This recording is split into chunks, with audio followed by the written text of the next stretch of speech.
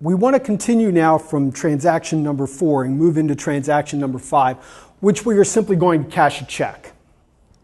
And in the cashing of that check, somebody who had demand deposits, who had put in a deposit of $50,000, is now going to withdraw that to buy a piece of equipment, let's say. So therefore, when that person withdraws $50,000 from the check, from their checking account, the bank's demand deposits go down by $50,000.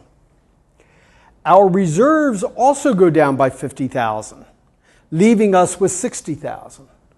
Our property is $240 and our stock is $250, and therefore they still equal. So in doing this, I want to draw your attention over here, and we see that the money supply in transaction number 1, the money supply again is equal to our cash plus our demand deposits. We have $0 in cash and we have $50,000 in demand deposits. So our money supply right now in transaction number 5 is simply the amount of our demand deposits, which is $50,000. Now we're going to do something exciting in number 6. We're going to grant a loan. Somebody who has been with us for a number of years now comes in, wants to borrow $50,000 from us. He or she has been a good and loyal customer. They've had all of their banking needs here. We do a barrage of tests and we realize that giving this person $50,000 is a pretty good risk, that the downside of the risk is minimal and the probability of us getting payment is good. So getting repaid is good. So therefore, this person wants to come in and give me and borrow $50,000. As the bank president, I'm the bank president, by the way. As the bank president, I decide to lend the money to the particular person. When I do that, I can give the money to the person directly. Or what I can do is simply say the money is in your checking account. And then that person has a right to go out and buy whatever he or she wants to buy. Perhaps this person's going to open up a workout gym, and they need to buy some weights and some cardiovascular equipment and what have you. They need $50,000.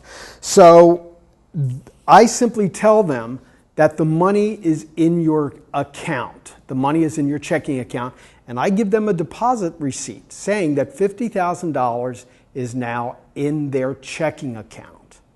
All right, is now in their checking account.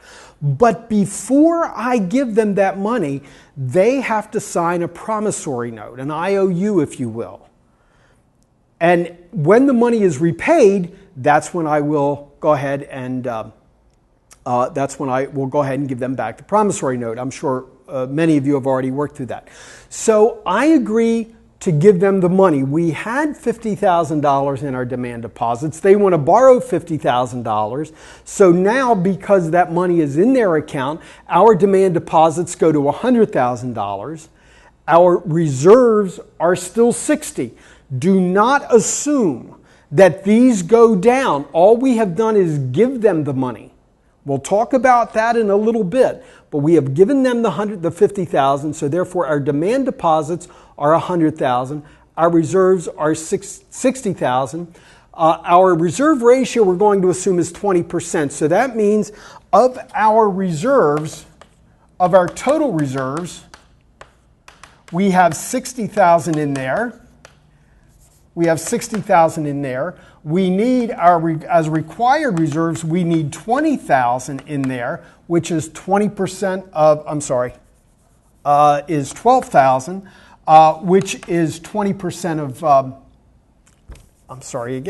that is $20,000, which is 20% of $100,000. So we have excess reserves now of $40,000 in our reserve account. But I want to draw your attention here under loans. We have a new income-bearing asset called a loan. And this particular person owes us now $50,000. Therefore, it's a loan. And our property is the same. So we have $350,000 here. We have our demand deposits of $100,000, stock of $250,000, and our liabilities and net worth of being $350,000. So we are still in equilibrium. I want to draw your attention to over here now. transaction number 6, M1, versus transaction number 5. We have $0 in cash, but now our demand deposits are $100,000. Therefore, our money supply is $100,000. The change is equal to $50,000, which just happens to be the exact amount of the loan. So therefore, when a bank makes a loan, money is created. When a bank makes a loan, money is created.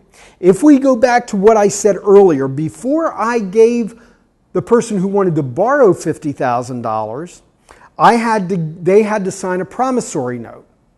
And therefore, I simply gave them $50,000 of what I called money in their checking account, and they gave me a piece of paper saying this is as good as $50,000.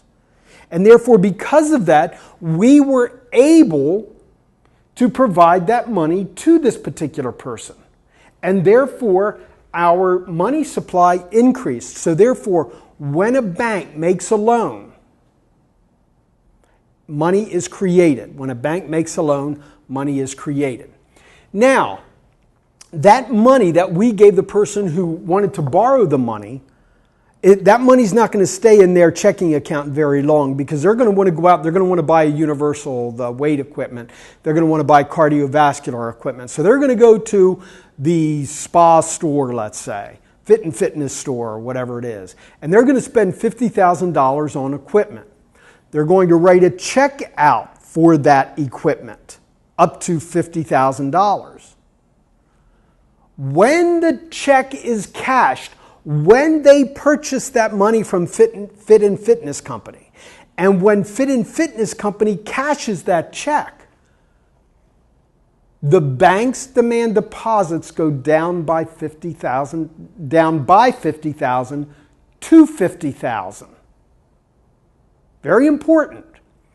And the way we were actually able to give them the loan is because we had money in our reserve account. We had excess reserves. In this case, our reserves now go down to $10,000. Our loans are $50,000, you still owe me the money, and our property is $240,000, and our stock is the same, so therefore we now have $300,000, excuse me. I want to draw your attention here. I could not have given them 1 penny more than $50,000. Because if I would have 20% of our demand deposits times 50,000 is equal to 10,000. Exactly what my required reserves are.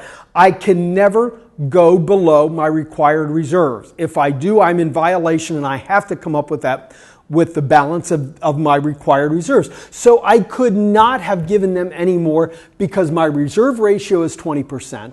I have $50,000 in there. 50,000 times 20% is 10,000, which are my required reserves. So I could not have given them any more than the 50,000. And again, when we see this, we still have our things have not changed here. Our money supply has gone up by 50,000. If there's any questions, please place them on Blackboard. I will answer them. Email me personally. I ask everybody to check discussion board and help fellow students understand the concept, provided you do. And we can keep the lines of communication open. Thank you very much.